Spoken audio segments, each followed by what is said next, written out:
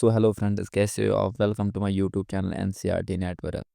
सो आज जो हमारा टॉपिक रहने वाला ये रहने वाला इडियम्स एंड फ्रेजेस जो लेटर ए से स्टार्ट होते हैं। ये आप इनमें से अगर देखोगे ये मोस्ट ऑफ द एग्जाम्स में पूछे गए एंड चांसेस हाई चांसेस है कि आने वाले एग्जाम्स में भी ये इनमें से पूछे जाए। ठीक है, सो आज जो पहला हमारा इडियम इडियम है तो ये है a big gun.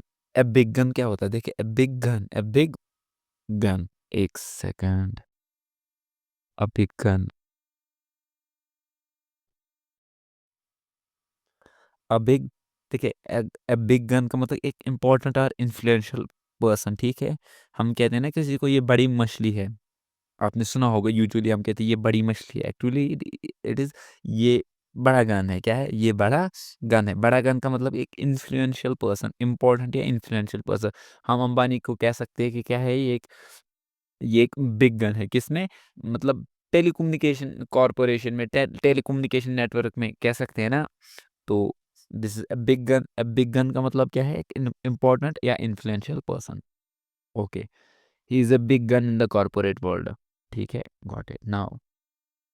A blessing in disguise. A blessing in disguise क्या होता है? देखिए, आपके साथ जब पहले कोई चीज़ हो जाती है ना, आपको लगता है कि ये गलत है, बट अल्टीमेटली जो ही एंड तक आप आ जाते हो तो वो आपके लिए फ्रूटफुल साबित हो जाती है वो चीज़। तो इसी को कहते हैं blessing in disguise. Something that seems bad at first. पहले आपको लगे कि ये बैड है, ये गलत हुआ मेरे साथ, but has a good outcome. इसका नतीजा जो है वो आपके फेवर में रहता है। ठीक है, इसका एक अच्छा नतीजा रहता है, तो इसे कहते हैं ब्लेसिंग इन डिस्गाइज। ठीक है, देखिए एग्जाम्पल्स में साथ साथ एक्सप्लेन कर रहा हूँ सो दैट कि आप अच्छे से समझ पाओ ये चीज़ें। ठीक है, losing his job was a blessing in A disguise because I found a better one. अब देखिए, आपको समझ आ रही है, पहले जब इसने जॉब इसने लूज की तो it was a disguise, but disguise था, but later it becomes blessing. So इसे कहते हैं a blessing in disguise. Blessing आती है बट किस फेस में? In disguise face. ठीक है, bone of contention. Bone of contention क्या होता है? देखिए, बोन ऑफ कंटेंशन होते हैं वो चीज़, मतलब जो कॉज है फॉर द डिसएग्रीमेंट, डिस्प्यूट, लड़ाई का कारण जो जो भी चीज़ है उसे कहते हैं बोन ऑफ कंटेंशन। ठीक है, ए सब्जेक्ट ऑफ डिस्प्यूट और डिसएग्रीमेंट। ठीक है, गॉट इट। ठीक है, okay. The property division become a bone of contention between the brothers. जो प्रॉपर्टी का डिवीजन करना था, बंटवारा करना था, ये बोन ऑफ कंटेंशन बन गया, सब्जेक्ट ऑफ डिस्प्यूट।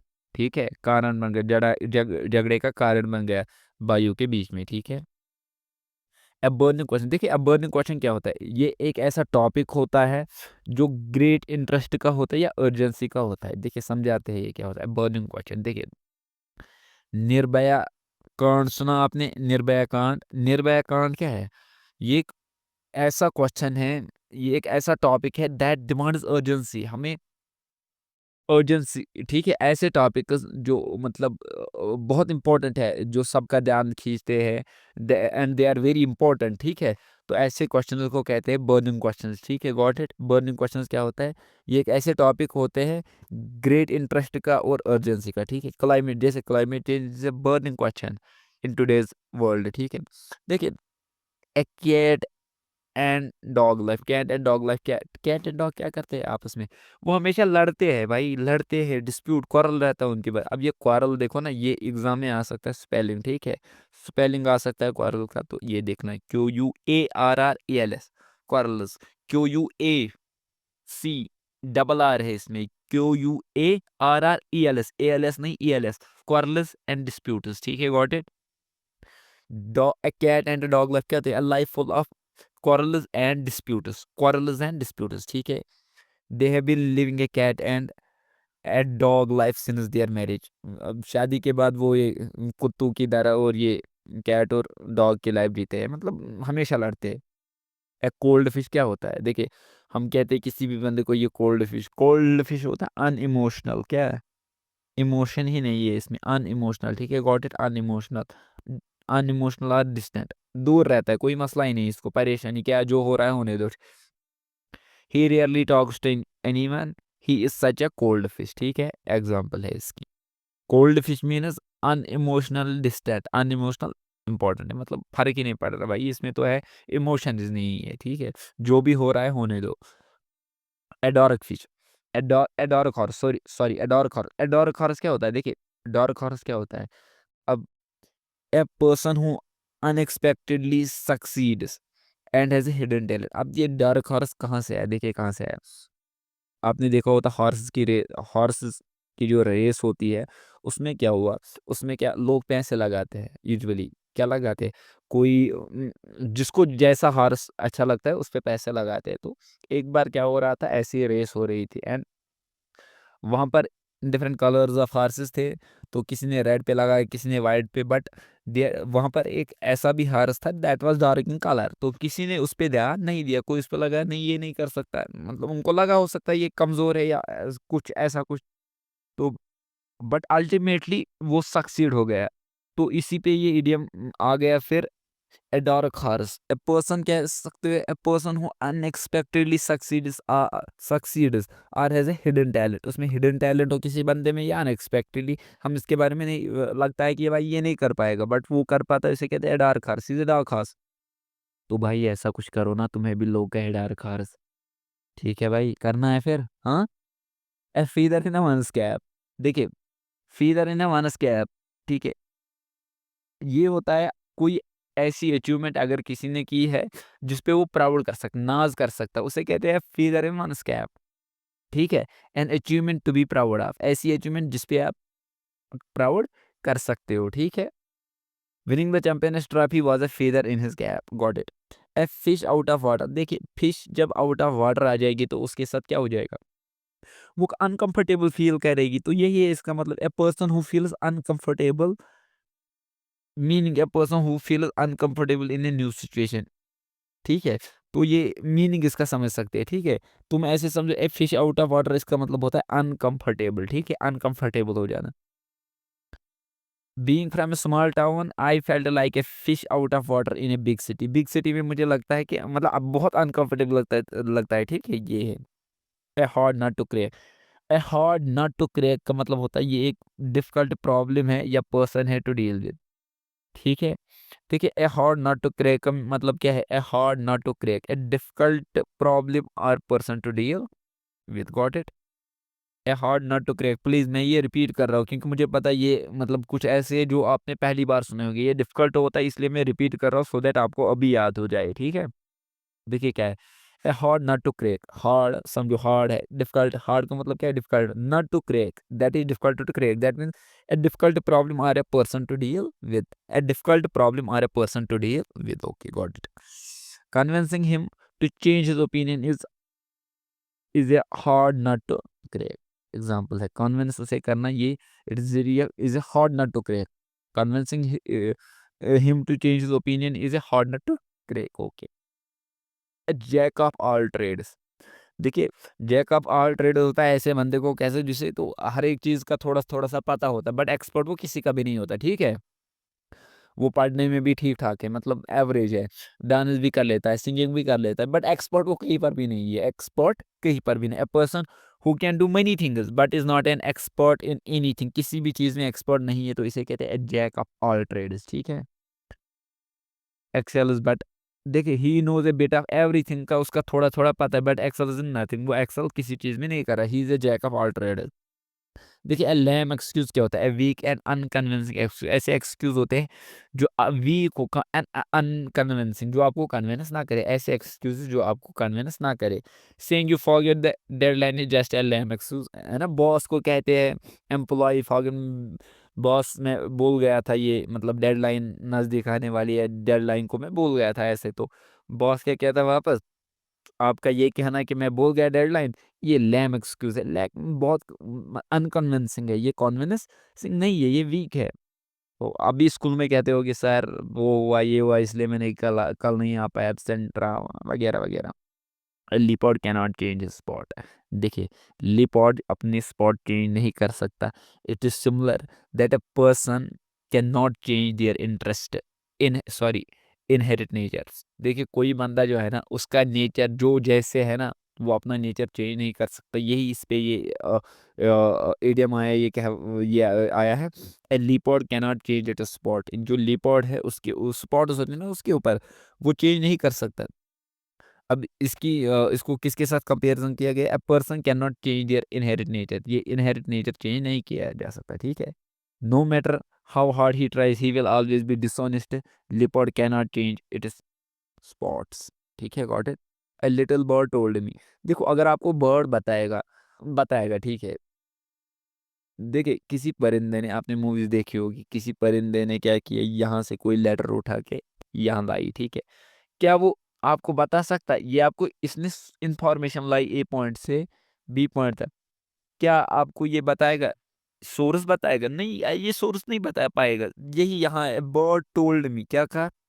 देखो बर्ड टोल्ड मी इसका मतलब क्या है? Someone give information without revealing the source, without revealing. जब आपको कोई कुछ information they without revealing the source, इसे कहते हैं, इसे हम कहते हैं बर्ड टोल्ड मी, ठीक है। A little bird told me that you got promoted, ठीक है। किसी ने इसको बताया कि तुम प्रमोट हो गए, पर सोर्स नहीं बताया, ठीक है। A man of letters, man of letters ऐसे लग रहा है एजुकेटेड है, हाईली एजुकेटेड है, लिटरेरी पर्सन, इसे कहते हैं मैन ऑफ लेटर्स, ठीक है।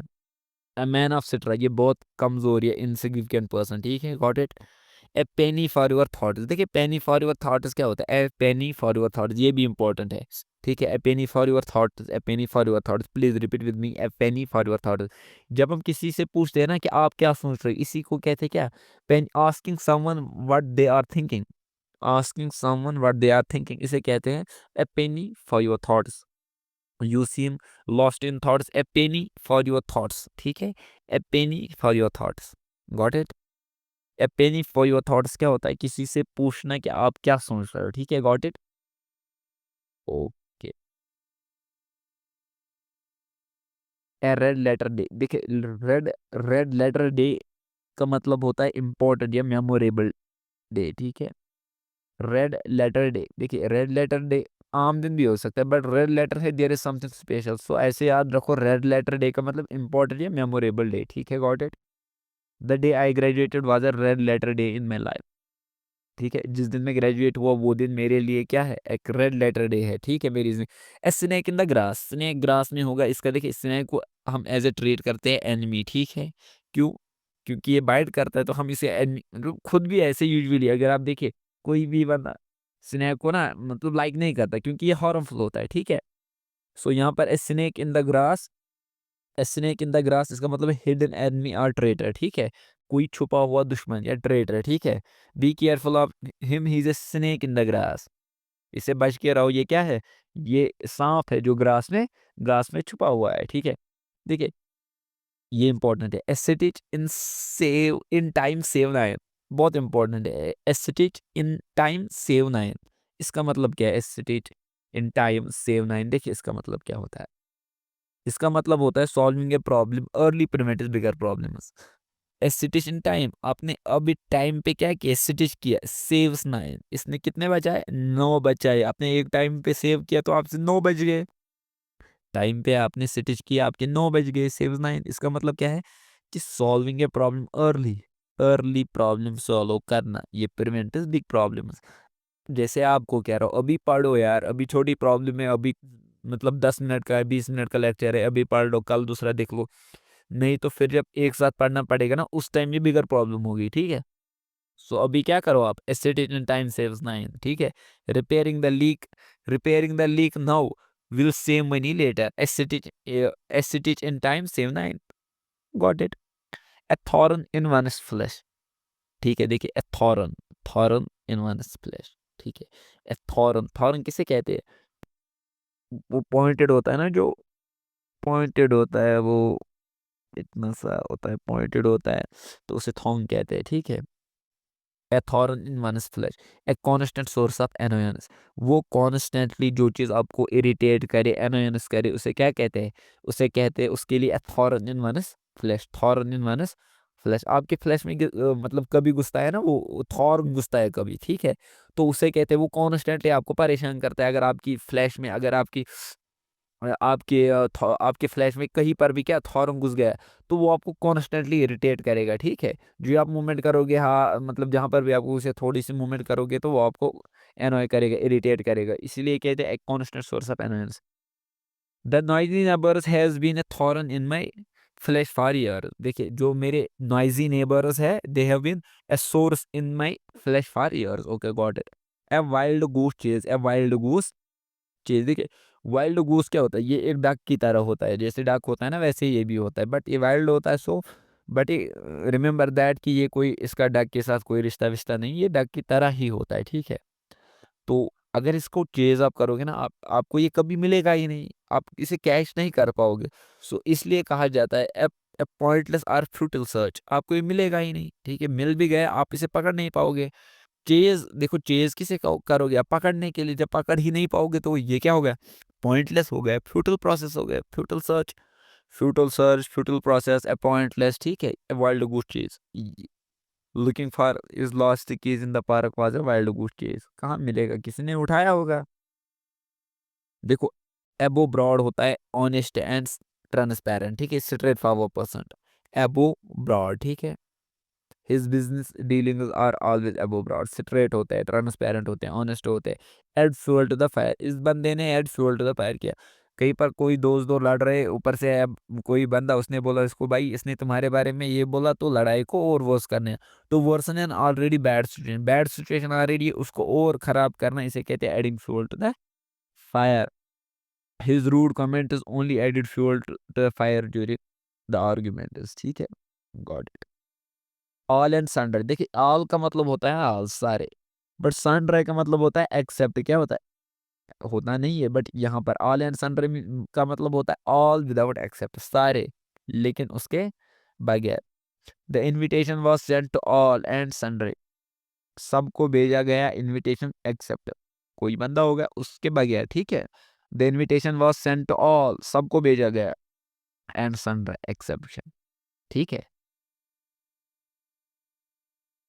Sorry, it is not exception, it is, हाँ, except without exception, exception, sorry.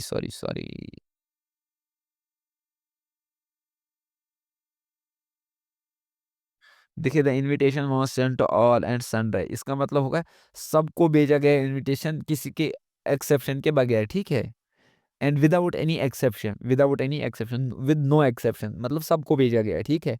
I thought it is with exception, okay. All ears का मतलब होता है fully attentive and ready to listen, ठीक है। Fully attentive and ready to listen, all ears, ठीक है। Tell me the story, I am all ears, मैं सुन रहा हूँ, I am all ears, all ears कहते हैं ना, आई am all ears.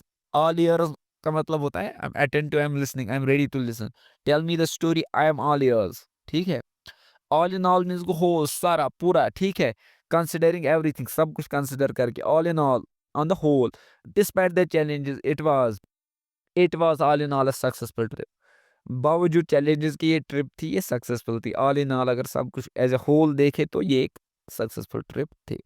All in the same boat, in all in the same difficult situation, एक ही बोट में सारे होना, ठीक है। इसका मतलब ये होता है कि सेम डिफिकल्टी सब, ठीक है। In the same difficult situation, एक ही डिफिकल्ट सिचुएशन में सारे होना, ठीक है। All that glitter is not gold, glitter, all that glitter मतलब होता है शाइनी होना, चमकना, जो चीज़ चमकती है वो गोल्ड सोना नहीं है। Not everything that looks valuable is actually valuable, इसका मतलब ये है जो भी चीज़ आपको लगे ये वैल्यूएबल है, looks valuable, is actually valuable, ऐसा नहीं है। नॉट एवरीथिंग, सब कुछ ऐसा नहीं है कि जो भी आपको लगे वैल्यूएबल है वो वैल्यूएबल है, ये all that glitters is not gold, okay. Apple of one's side कहते हैं ना, किसी का आँख का नूर हूँ मैं, वही होता है एप्पल ऑफ वन साइड, someone very dear and lover, ठीक है। His daughter is the apple of his eyes, आँख का नूर है उसके, तो apple of one eye, got it. Hope आपको ये क्लास अच्छा लग गया होगा, तो मिलते हैं आपको नेक्स्ट क्लास में, टिल देन गुड बाय।